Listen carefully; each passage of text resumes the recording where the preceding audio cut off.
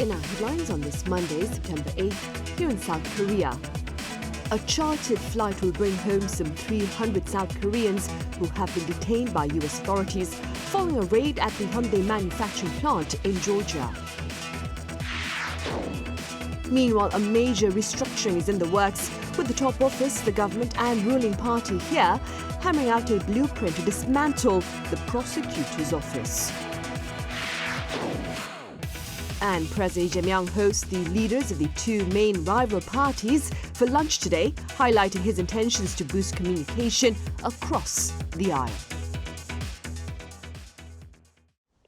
We start with the government's press briefing about the fate of the hundreds of South Koreans who were swept out by U.S. authorities last Thursday following a raid at the Hyundai plant in Georgia. For more on this, I have our senior correspondent, Oh Soo-young, standing by live on the line. Soo-young, welcome.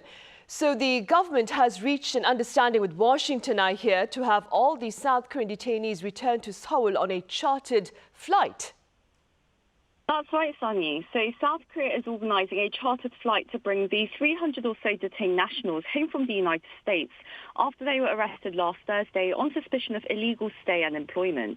A foreign ministry official told us this morning that the government's negotiated a voluntary departure of all those arrested at the Hyundai LG factory, all Koreans, that's to say. Now, this is the fastest path to their release compared to options like deportation or an immigration trial, which could take up to years to settle. While the government's keen to bring back all those detained, individuals wishing to remain and fight the legality of their arrest in court are, of course, free to do so. However, it's worth noting that they're likely to stay under detention as they pursue their cases. Now, as for the chartered flight, officials are hoping to schedule it as soon as possible at the earliest possible date, with September 10th mentioned in media reports. But the ministry has indicated that the date hasn't yet been finalized. According to the official, the timing of return depends on the pace of administrative procedures like ID checks and obtaining each person's consent for voluntary departure. Otherwise, Korea's diplomatic missions on the ground, they've conducted interviews with some 250 detainees over the weekend upon their request to check their status and well-being under detention. And so far, there have been no reports of major health issues or human rights violations. Right, that is a relief then. Also, Soo-young, I hear Foreign Minister Cho Hyun is heading to the U.S. That's right. He'll be off to D.C. soon, and he departs Seoul tonight. He lands in Washington, D.C. late Monday local time. And his foremost task is, of course, to ensure the release of Korean nationals and their return by chartered flight that it goes smoothly without last-minute hurdles from U.S. agencies. He's also likely to urge the U.S. not to penalize or discriminate them upon future visits to America, as risks remain even under voluntary departure, depending on each individual's visa or immigration status. Minister Cho told lawmakers today at an emergency foreign affairs committee session that Seoul and Washington reached a broad agreement to avoid additional disadvantages for the individuals when they seek to re-enter the U.S. in the future. He said final confirmation procedures are still pending, but said that negotiations are going well in a, quote, direction that avoids 5-year entry bans. Now, beyond that, the foreign minister is very likely to press for more structural solutions to this issue, seeking more reliable visa pathways for Korean firms that are bringing very high-tech operations and skilled workers to America, as much as the Trump administration continues to urge allied nations to invest in the United States. Back to you, Honey. All right, Soo-young, thank you for that update. Now, in the meantime, the recent raid has raised quite a bit of concern about the future of South Korean investments and business ventures in the U.S. Our economic correspondent Kim Do-yeon spoke to a number of pundits here to take a listen. Following last week's U.S. immigration raid at Hyundai's Georgia plant, the South Korean government on Monday held an emergency meeting with major companies investing in the United States. According to the Ministry of Trade, Industry and Energy, officials heard businesses' concerns, including the need for an expansion of visa quotas. This comes as the raid poses uncertainties and obstacles in executing the hundreds of billions of dollars of investment that Korean companies have pledged to the U.S. From that perspective, if a company faces major uncertainties over how to structure its investments and divide work between its home and local operations, then it's certainly possible that both investment and strategic plans could be delayed.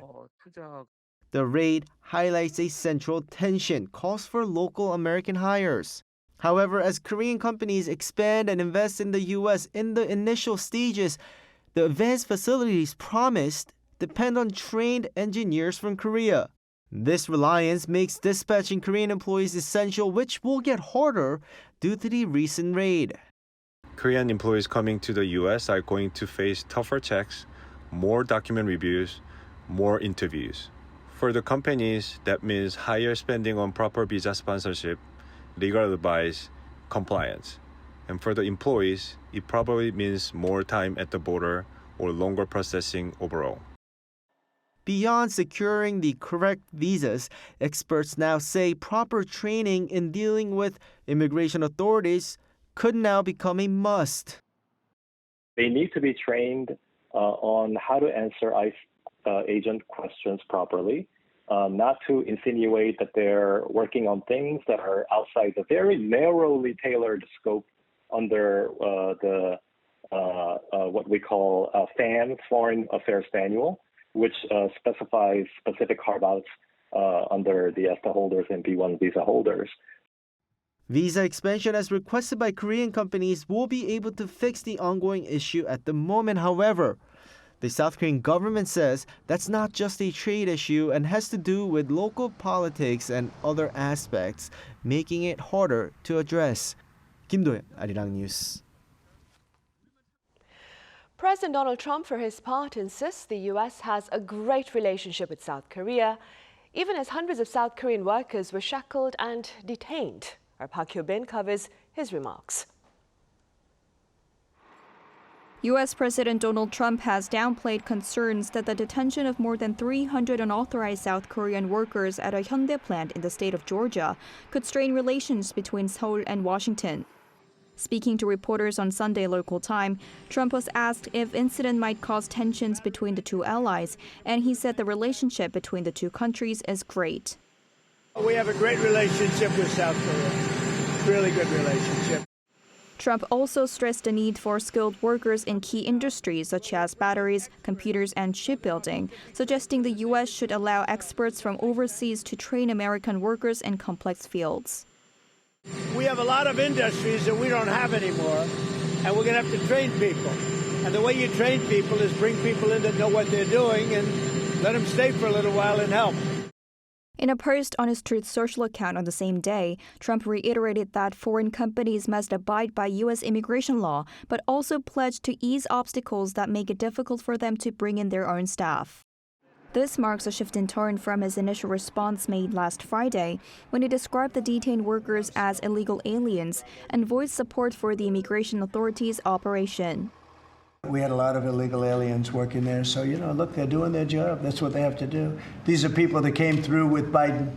They came through illegally. They came into our country, so we have to do our job. Despite Trump's remarks, Washington has warned of tougher immigration enforcement. Tom Homan, the White House border security chief under the Trump administration, told CNN on Sunday that more large-scale raids and arrests should be expected at work sites, including those operated by foreign companies. While Trump's remarks highlight the strength of bilateral ties between the two countries, uncertainty lingers for foreign businesses.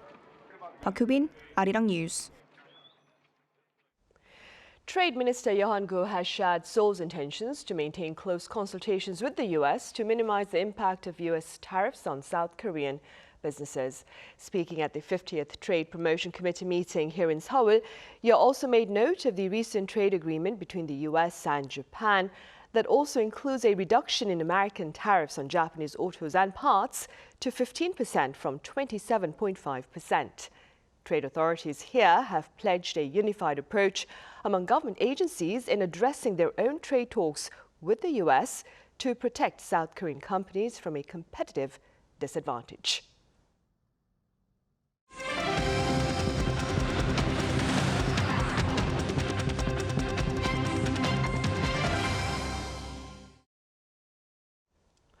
A major restructuring is in the works, with the top office, the government and ruling party having hammered out a blueprint to dismantle the prosecutor's office, among other changes.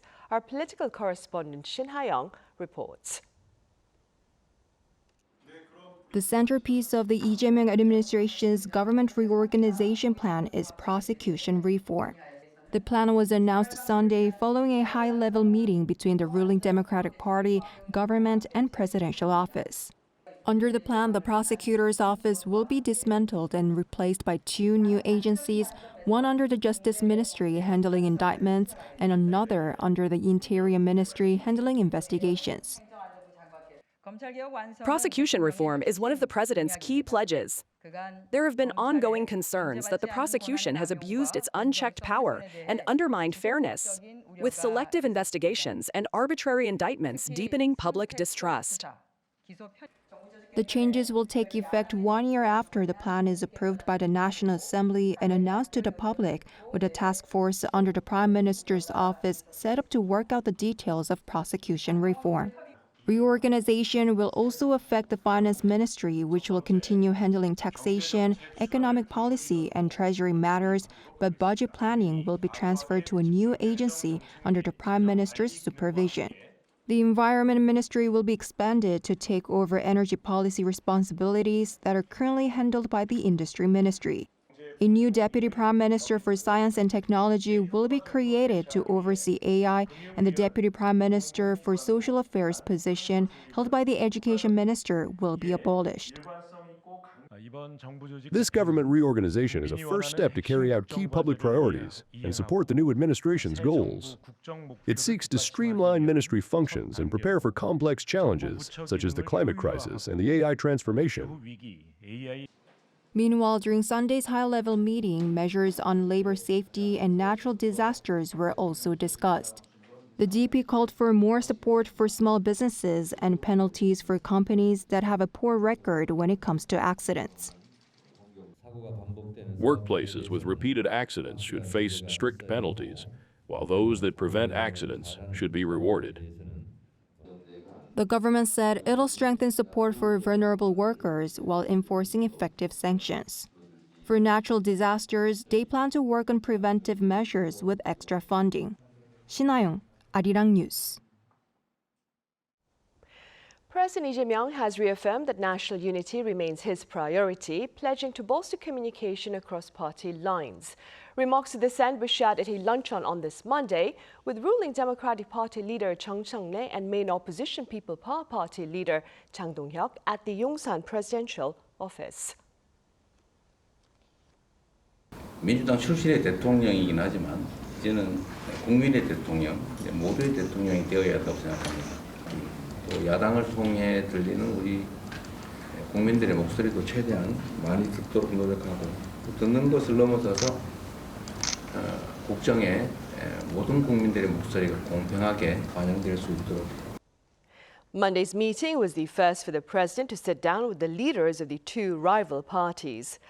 After the lunch, the president held a one-on-one with the head of the PPP, who was elected to his post last month.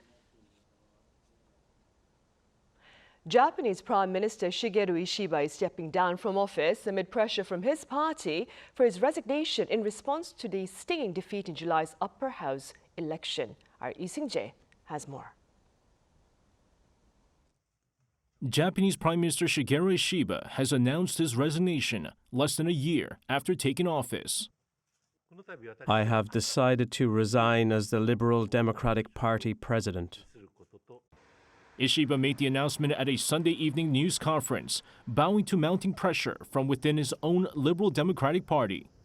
The ruling party has been in turmoil since suffering a major defeat in July's upper house election. Ishiba had resisted calls to step down, insisting he could hold the government together. He pointed to progress in tariff talks with the United States, measures to stabilize rice prices, and a summit with South Korean President Lee Jae-myung as signs of recovery. However, his approval ratings never fully recovered, and discontent only grew louder from within the LDP. Party lawmakers and regional leaders were set to vote Monday on whether to hold an early leadership election.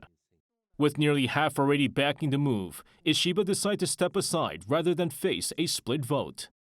His resignation triggers the race to choose the next LDP president, a post that almost always means taking on the role of prime minister. Early polls show two frontrunners, Sanei Taikaichi, a staunch conservative, and Shinjiro Koizumi, the agriculture minister and son of former prime minister Junichiro Koizumi. During Ishiba's time as prime minister, his government struggled with surging prices, falling real wages, and a rice market crisis that critics say exposed deep weakness within his cabinet. Lee Seung-jae, Arirang News. Also on the international front, U.S. President Donald Trump issues an ultimatum to Hamas for the release of all hostages in Gaza. Now, Hamas, in response, claims it is ready to sit down for talks. Our Park Gonu has the latest. Donald Trump has issued a final warning to end the war in Gaza. On Sunday, Trump wrote on Truth Social that it's time for Hamas to accept the deal of releasing hostages, claiming Israel has already accepted his terms. We're trying to get it ended, get the hostages back. We're going to have a deal on Gaza very soon. They have hostages, let's say 20 people, and we have about 38 bodies. Later on, the Palestinian militant group said in a statement it was ready to enter negotiations, but only if Israel makes a clear declaration of an end to the war and withdraws its forces from Gaza. While an Israeli official said they are seriously considering Trump's proposal without citing details, Israel's foreign minister hinted at terminating the war once hostages are returned. The war in Gaza can end tomorrow morning with only two simple things: the return of our hostages, and with Hamas laying down its arms. We will be more than happy to reach to this objective with political means, with diplomatic means, instead of military means. Apart from those remarks, Israel has continued its operations in Gaza City, leveling high-rise buildings over the weekend. Around 50 people were killed on Sunday alone in the northern part of the enclave. Israeli Prime Minister Benjamin Netanyahu said that the military was trying to eliminate terrorist infrastructure. Meanwhile, according to Axios, the proposal presented by the U.S. last week calls for Hamas to free all remaining hostages in return for a ceasefire. Israel would release thousands of Palestinian prisoners for Hamas's disarmament. The proposal also states that Trump would work hard to end the war if Hamas responds positively, but warns of a large-scale Israeli offensive if they refuse. With both negotiations and attacks underway, attention is now on whether the parties can strike a deal to end the war in the near future. Park Gonu, Arirang News. In other news, K-pop girl group BLACKPINK's Rosé has won the Song of the Year award at the 2025 MTV Video Music Awards for her hit track 아파트. On Sunday local time in New York, Rosé became the first K-pop artist to garner this honor for her duet with Bruno Mars. She was nominated in a total of 8 categories, including Best Pop, which was clinched by her group mate Lisa for Born Again. Immersive art experiences are renewing public interest in Korean folk paintings. Our An Sung-jin explains. A tiger comes to life on a digital screen. The traditional painting has been reborn into a new form of storytelling. As technology evolves, heritage is no longer something that remains static to observers, but is transformed into immersive digital media, and that's what the studio works on, intending to further spread Korean culture and its heritage. The process often begins with high-resolution scans of the original artwork.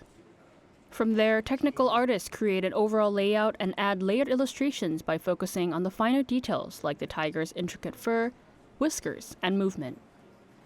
They create a digital skeleton that allows the tiger to open its mouth, crouch, or jump, all while retaining the quality of the original artwork.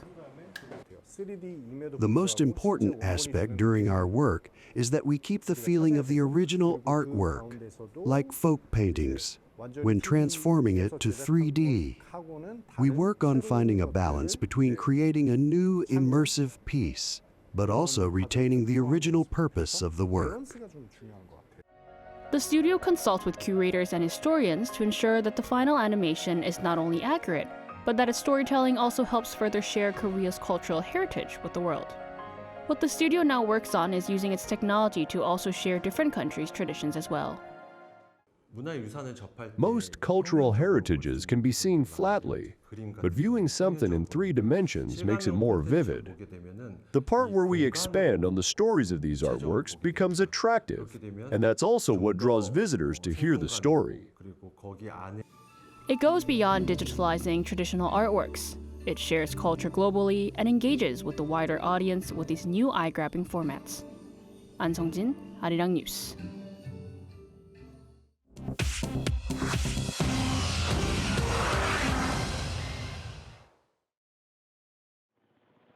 This is The World Now, bringing you the latest stories from around the globe. Russia has launched its largest aerial assault on Ukraine, hitting the main government building in Kyiv for the first time. On Sunday, Russia launched over 800 drones and 13 missiles, targeting Kyiv and several other regions across Ukraine. Although Ukraine intercepted most of the incoming attacks, the strikes resulted in the deaths of at least 3 people in Kyiv, including a mother and her infant. The office of Ukraine's Cabinet of Ministers also sustained damage. Ukrainian President Volodymyr Zelenskyy condemned the assault as a ruthless, deliberate crime. He said the drone and missile barrage caused widespread damage throughout the north, south, and east of the country, including the cities of Zaporizhia and Odessa. Meanwhile, U.S. President Donald Trump announced that the U.S. is prepared to implement a second stage of sanctions against Russia, particularly targeting buyers of Russian oil and gas.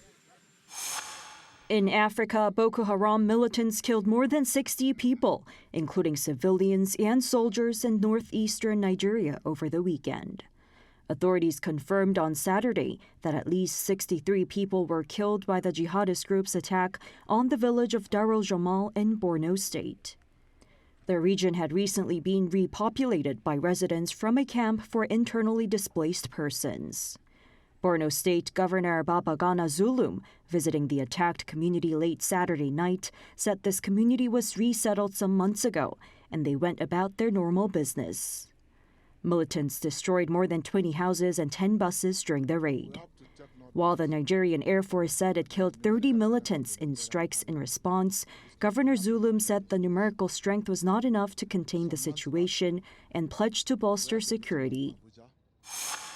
In Thailand, Anutin Chanvirakul officially became the country's prime minister on Sunday, following royal endorsement by King Maha Vajiralongkorn. After securing 311 parliamentary votes on Friday, Anutin pledged to turn the country back into the land of smiles. He has also agreed to dissolve parliament and call an election within 4 months. Anutin previously served as deputy prime minister, interior minister, and health minister, and is best known for his role in decriminalizing cannabis in 2022.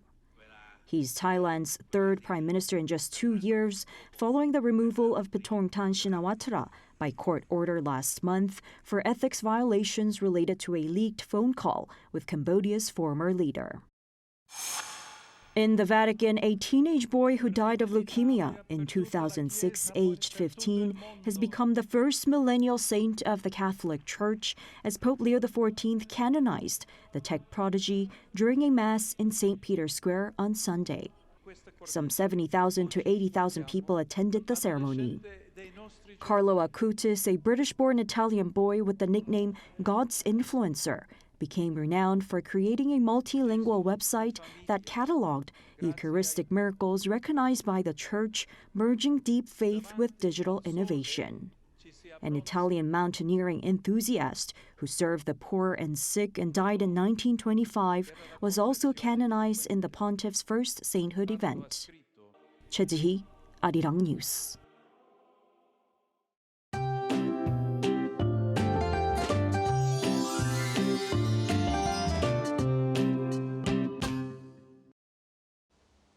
Heavy rain is predicted again for the Jeollado provinces, where there was a lot of rain over the weekend. Currently, heavy rain warnings are in place in some areas of Jeollanam-do province, with strong rain of around 50 millimeters per hour. Up to 100 millimeters of rain is expected in southern Jeollanam-do province and Jeju Island, up to 80 millimeters in southern Gyeongsangnam-do province, 5 to 20 millimeters in Chungcheong-do provinces and Gyeongsangbuk-do province. In addition, the heat wave is also continuing in the middle of the day. A heat wave warning is in place for the south coast and Jeju Island.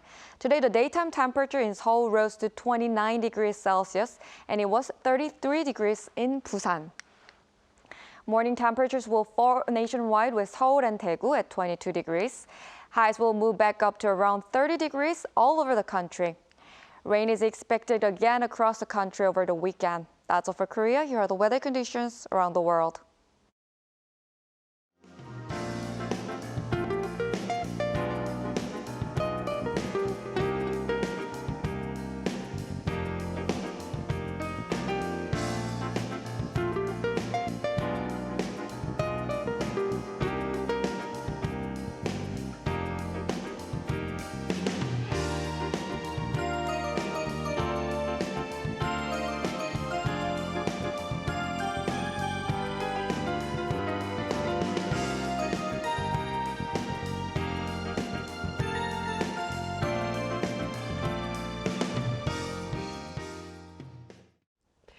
Right, those are the headlines at this hour here in South Korea. As always, thank you for watching.